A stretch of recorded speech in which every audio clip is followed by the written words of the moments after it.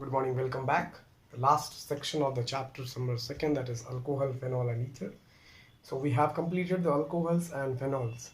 Now the last group of that chapter is ether. So what is ether? Ether are the substituted groups of alcohols or phenols. Alcohol और phenol का क्या है? Substituted group है ether, यानी कि ROH, suppose ROH. So from ROH, H is substituted with the alkyl group. H is substituted through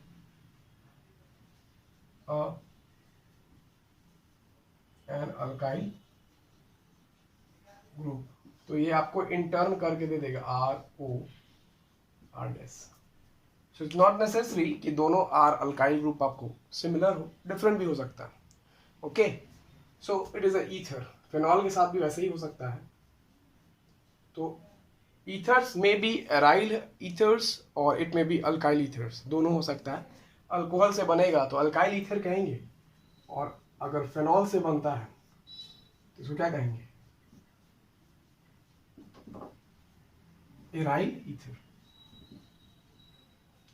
now ethers are of two types. Classification देखते हैं of ether का. Then it is of two types.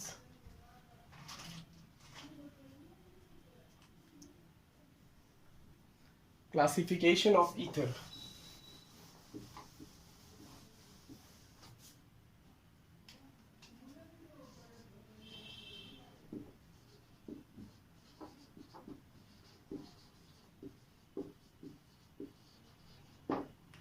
दो तरह का होता है, symmetric and unsymmetric.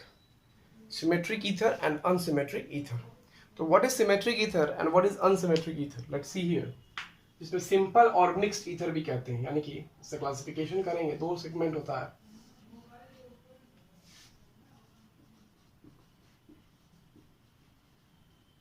Symmetrical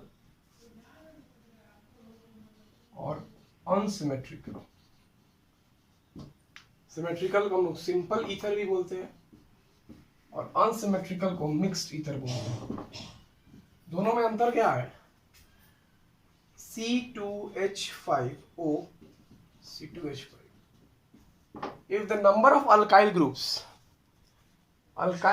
का अगर नंबर देखे either side of the oxygen atom, oxygen atom के दोनों साइड अगर अल्काइल ग्रुप की संख्या सिमिलर होती है तो उसको सिमेट्रिकल अल्कीन ईथर बोलेंगे या फिर सिंपल ईथर बोलेंगे. इसी का vice versa, C2H5O CS3. Number of alkyl groups or number of carbon atoms on the either side of the oxygen atom is not equal. यहाँ पे दो कार्बन का चेन है और यहाँ पर एक कार्बन का चेन है, तो इसको क्या कहेंगे हम लोग? मिक्स्ड और अनसिमेट्रिकल ईथर कहेंगे. हो सकता है इधर बेंजीन रिंग भी हो जाए, ठीक है. तो इसको क्या कहेंगे? अनसिमेट्रिकल ईथर कहेंगे, और इसको क्या कहेंगे हम लोग? सिमेट्रिकल ईथर कहेंगे. If the alkyl group attached to the oxygen atom are different, then are said to be unsymmetrical or mixed ether, or it are similar, then it is said to be symmetrical or simple ether. अब देखते हैं IUPAC nomenclature of ether. IUPAC nomenclature कैसे करेंगे ether का?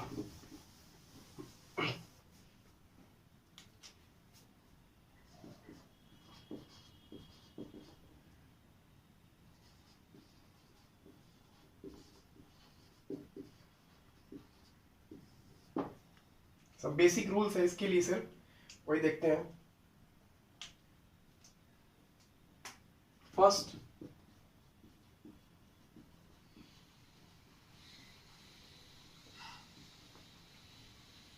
the smaller alkyl group along with oxygen atom, the smaller alkyl group along with oxygen is named as alkoxy.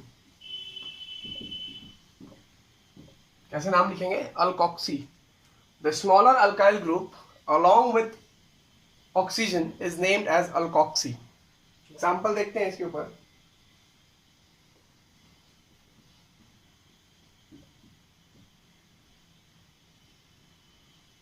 तो longest chain अगर देखें तो यहाँ पे 1 2 3 कार्बन्स हैं, और स्मॉलेस्ट ऑक्सीजन की साइड देखें तो ये स्मॉलर है, इधर एक कार्बन है, इधर 3 कार्बन है, तो नाम द स्मॉलर अल्काइल ग्रुप यानी कि स्मॉलर अल्काइल ग्रुप का नाम अलॉन्ग विथ ऑक्सीजन, ऑक्सीजन के साथ में, इज नेम्ड एज अल्कोक्सी, यानी कि इतने पार्ट का नाम, इस पोर्शन का नेम हम लोग क्या लिखेंगे, मिथॉक्सी।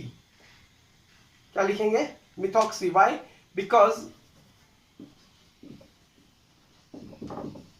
क्यों लिखेंगे methoxy, because the smaller portion of the along with the oxygen, smaller portion along with the oxygen atom contains only 1 carbon, और यहाँ पर अगर 2 कार्बन हो जाता तो फिर इधर 3 है, इधर 2 है, तो भी मेरा स्मॉलेस्ट चेन यही होता, तब नाम इसका क्या लिखते हैं हम लोग, इथॉक्सी। ओके, सो तो नियम क्या है, the smaller alkyl group along with oxygen is named as alkoxy. Now the second rule says that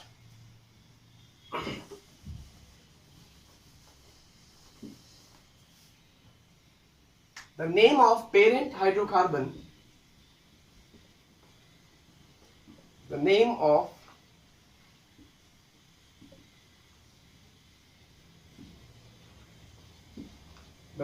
parent hydrocarbon of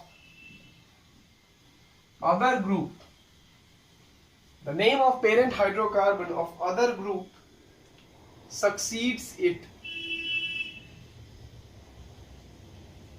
मतलब अल्कोक्सी के बाद लिखेंगे पेरेंट हाइड्रोकार्बन चेन का नाम। एग्जांपल लेके देखते हैं।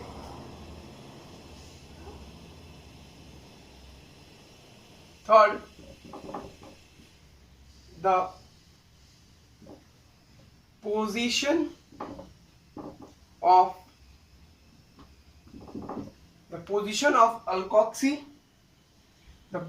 Alkoxy group in the parent chain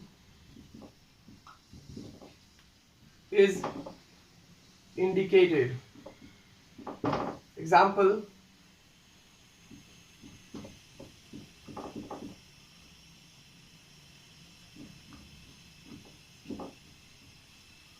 suppose you are having this question, you are asked to IUPAC name लिखते हैं, तो पहला नियम, स्मॉलेस्ट पोर्शन का नाम, तो स्मॉलेस्ट पोर्शन मेरा ये हो गया, उसका नाम पहले लिखते हैं, अलॉन्ग विथ ऑक्सीजन अल्कोक्सी लिखते हैं, तो उसका नाम हो जाएगा मिथॉक्सी। फिर the name of parent hydrocarbon of the other group succeed, parent hydrocarbon longest chain यानी क्या है, 3, तो प्रोपेन, मिथॉक्सी, प्रोपेन। फिर नियम कहता है the position of alkoxy group in the parent chain is indicated, तो पेरेंट चेन में पोजीशन क्या है मेरा अल्कोक्सी ग्रुप का, तो सेकेंड कार्बन से जुड़ा है, तो क्या लिखेंगे, 2 मिथॉक्सी प्रोपेन। अंडरस्टूड। फिर समझते हैं, the position of alkoxy group in the parent chain is indicated, parent chain मेरा ये हुआ, सेकेंड कार्बन से, पेरेंट चेन के सेकेंड कार्बन से सी अल्कोक्सी ग्रुप जुड़ा है, तो इंडिकेट कर दिए 2 मिथॉक्सी प्रोपेन। तो 2 क्या हुआ, पोजीशन हो गया, मिथॉक्सी क्या हुआ, methoxy smallest alkyl group along with O, smallest alkyl group with O। Propane क्या हुआ, तो parent chain, parent hydrocarbon. Okay, तो ये था मेरा IUPAC नोमेनक्लेचर। अब अगर इसके साथ बेंजीन रिंग जुड़ जाए तब कैसे लिखेंगे नाम, एक क्वेश्चन और करके देखते हैं इसके ऊपर। बेंजीन रिंग अगर जुड़ गया, सब्स्टिट्यूटेड अगर है चेन में, then what will be the name of the particular ether group. जैसे अगर क्वेश्चन दिया आपको C6H5O CH2 whole 6, then again CH3. So then again the very first law, select the name of the smallest alkyl group along with O, तो smallest alkyl group यहाँ पे फिर phenyl काम करेगा, तो क्या लिखेंगे, फेनॉक्सी। क्या लिख देंगे, फेनॉक्सी। नंबर ऑफ हाइड्रोकार्बन को फॉलोड कर देगा पेरेंट चेन, तो 6 1 7, तो यहाँ नाम लिख देंगे हेप्टेन। फेनॉक्सी कितने नंबर से जुड़ा हुआ है, तो फर्स्ट कार्बन से जुड़ा है, तो यहाँ लिख दिए 1 फेनॉक्सी हेप्टेन। आ गया समझ में, कोई दिक्कत। अब आते हैं स्ट्रक्चर ऑफ ईथर पे।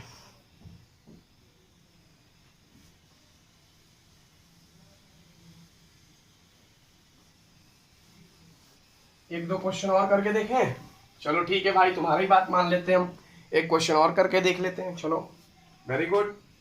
CH3 O CH2 CH2 O CH3। अब यहां समस्या आ रहा है कि मेरे पास दो मिथॉक्सी ग्रुप है। कितना ग्रुप है? दो मिथॉक्सी ग्रुप है, 1 and 1 2, दो मिथॉक्सी ग्रुप है। तो ये मेरा मेन चेन हो गया पेरेंट, क्योंकि नंबर ऑफ कार्बन एटम्स यहाँ दो है, यहाँ एक है, तो ये पेरेंट हाइड्रोकार्बन हो गया PHC। अब ये सब्स्टिट्यूटेड है, दोनों अल्काइल ग्रुप हो गया। तो एक फर्स्ट कार्बन से जुड़ा है, दूसरा सेकंड कार्बन से जुड़ा है। तो नाम क्या लिख देंगे? 1,2 methoxy di methoxy. Very good, 1,2 di methoxy ethane. आगे समझ में? 1,2 डाई मिथॉक्सी इथेन। तो अब हम लोग चलते हैं method structure of ether. Ether के स्ट्रक्चर के बारे में देखेंगे।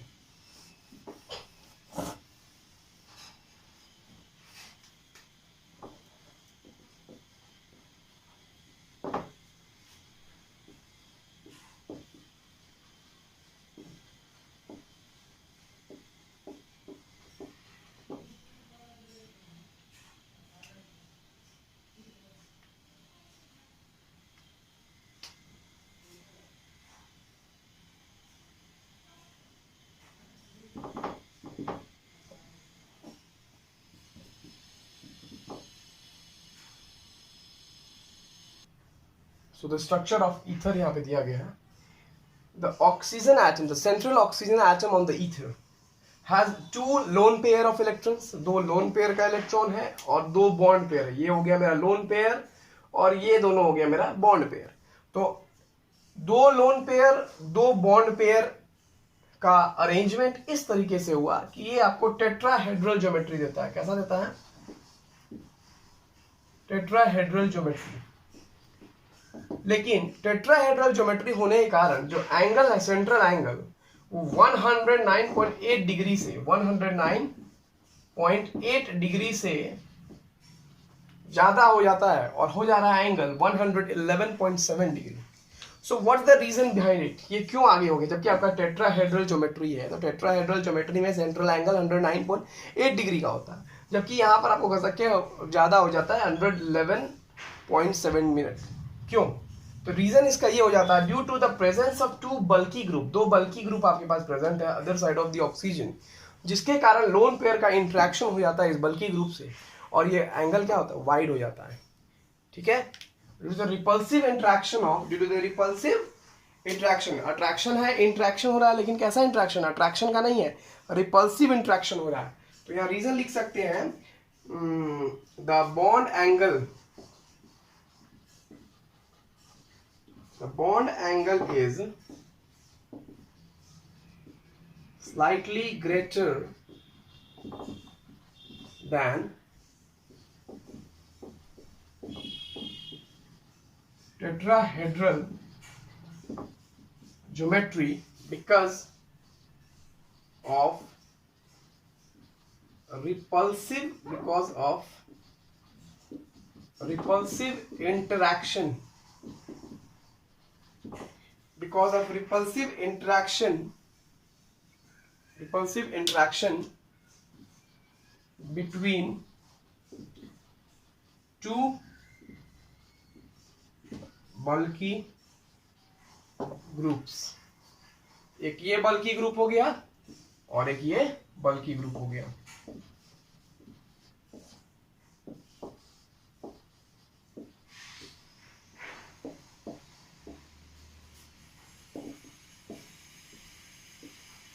रिपल्शन होगा, दोनों आपस में एक दूसरे से भागेगा, इस वजह से इसका क्या होगा? बॉन्ड एंगल सेंट्रल एंगल से क्या होगा? इंक्रीज हो जाएगा देन टेट्राहेड्रल। अब हम लोग चलेंगे methods of preparation of ethers के बारे में कुछ देखते हैं।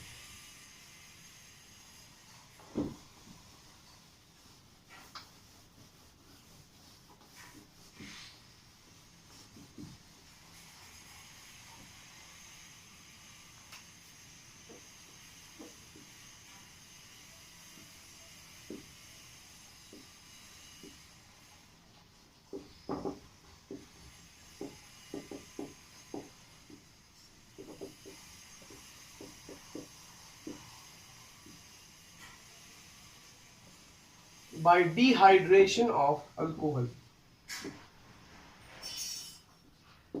अल्कोहल्स के डिहाइड्रेशन से प्रिपेयर करेंगे। डिहाइड्रेशन वर्ड समझ में आता है, रिमूवल ऑफ वाटर मॉलिक्यूल। तो देखते हैं कैसे रिएक्शन प्रोसीड करता है।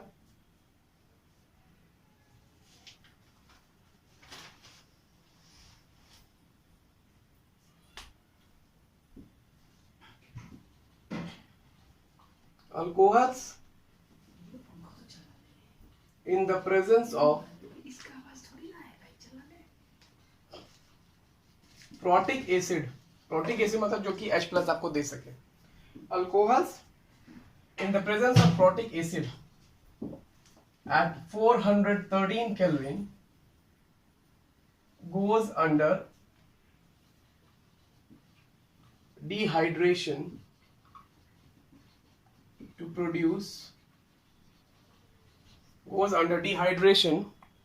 produce ether, यानी कि CH3 CH2OH H2SO4 at 413 Kelvin you will get it C2H5 इसका मैकेनिज्म एग्जाम में पूछता है। Give the mechanism for the preparation of ether from the dehydration of alcohol. तो एसिड कैटलाइज्ड डिहाइड्रेशन है, बहुत आसान है। फॉर्मेशन ऑफ ईथर, इसका मैकेनिज्म देखते हैं हम लोग।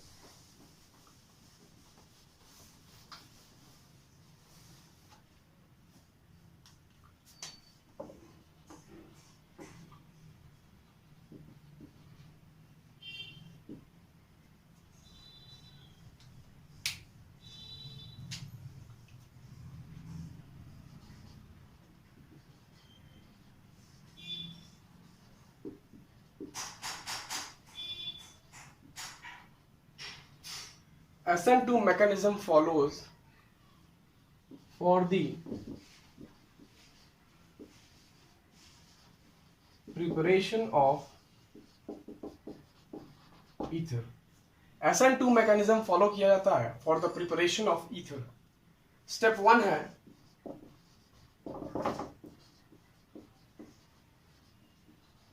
अटैक ऑफ H प्लस, क्योंकि प्रोटिक सॉल्वेंट था तो H प्लस डोनेट किया, तो सबसे पहले H प्लस आके आपको अटैक करेगा। Attack of H plus on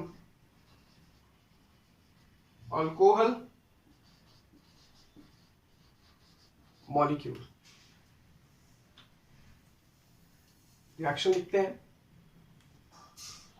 CH3 CH2 O के पास में लोन पेयर है, H प्लस है, अटैक कर देगा। CH3 CH2 H प्लस बन जाएगा। आ रहा समझ में? यहाँ तक तो बहुत आसान है, सबको आ जाएगा समझ में। अब सेकेंड स्टेप आता है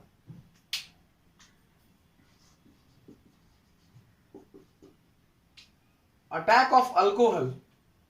अब अल्कोहल का दूसरा मॉलिक्यूल आएगा और अटैक करेगा।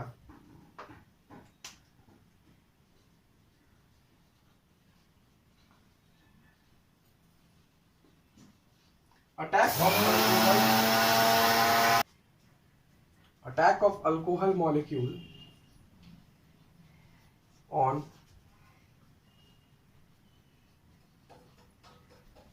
Protonated alcohol. तो ये मेरा क्या प्रोटोनेटेड अल्कोहल है, अल्कोहल मॉलिक्यूल का अटैक हो रहा है। CH3 CH2OH।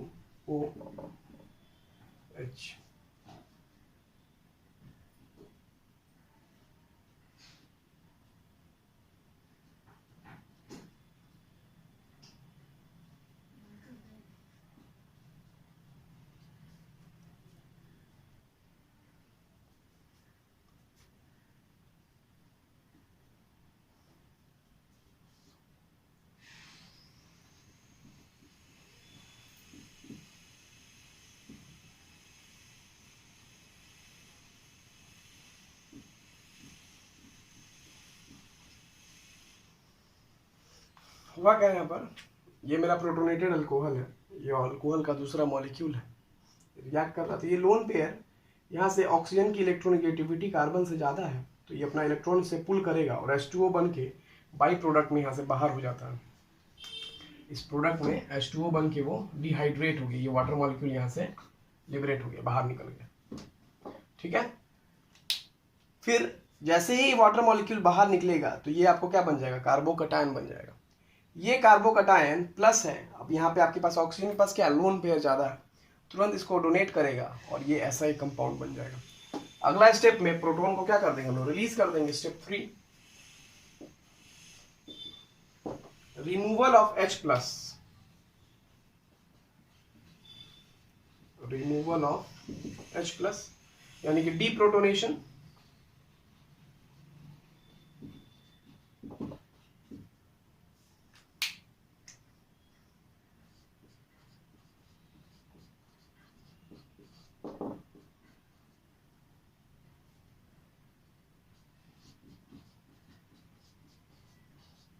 यहाँ से H प्लस बाहर हो जाएगा और आपको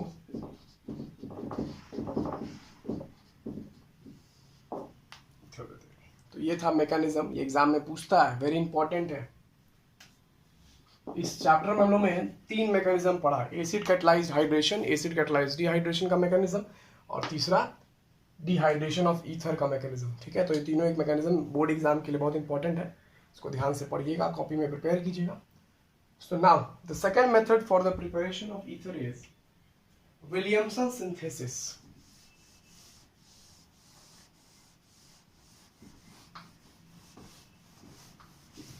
Williamson synthesis देखते हैं क्या है।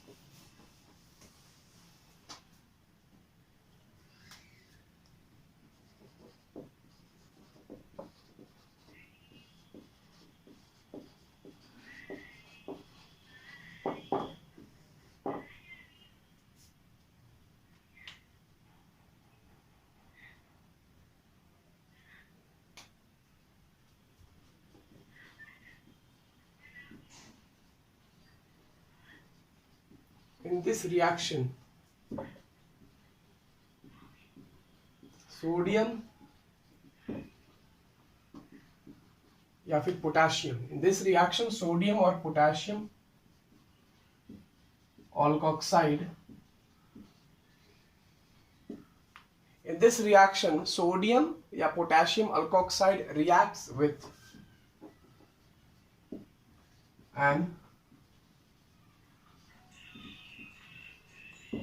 alkyl halide. In this reaction sodium potassium alkoxide reacts with an alkyl halide to prepare ether. Reaction करके देखते हैं। ये मेरा RONA सोडियम फिनॉक्साइड आयन हो गया, XR अल्काइल हैलाइड हो गया, RO R- और NaX बाहर हो गया। तो ये हो गया मेरा methods of preparation of ethers. अब बच गया इसमें फिजिकल प्रॉपर्टीज, केमिकल प्रॉपर्टीज और कुछ एडिशन रिएक्शंस बच गया इसमें, इस चैप्टर में, जो कि वेरी इंपॉर्टेंट है। नेम रिएक्शंस ही जल्दी समझो। Haloform test, how will you give a chemical test to distinguish between 2 degree 3 degree alcohols के बारे में, 1 डिग्री 2 डिग्री टर्बिडिटी के बारे में। तो लूकस रीएजेंट क्या होता है, लूकस टेस्ट के बारे में पढ़ेंगे। हैलोफॉर्म टेस्ट पढ़ेंगे, आइडोफॉर्म टेस्ट क्या होता है वो पढ़ेंगे। फेनॉल और बेंजोइक एसिड को कैसे डिस्टिंग्विश करेंगे केमिकल रिएक्शंस केमिकल टेस्ट के द्वारा, तो वो सब चीज़ हम लोग नेक्स्ट वीडियो में देखेंगे। I think that would be the last video for the particular chapter. उसके बाद फिर हम लोग कुछ क्वेश्चंस करेंगे बोर्ड का इंपॉर्टेंट, और फिर नया चैप्टर स्टार्ट करेंगे हम लोग। तो आपको जो भी प्रॉब्लम्स है और जितने भी NCERTs के इन टेक्स्ट क्वेश्चंस है चाहे टेक्स्ट क्वेश्चंस है, प्लीज़ आप लोग होमवर्क कॉपी स्कूल के फेयर कॉपी में नोट डाउन कीजिए। As the school will reopen आप लोग को सबमिट करना है, आप लोग को चेक कराना होगा।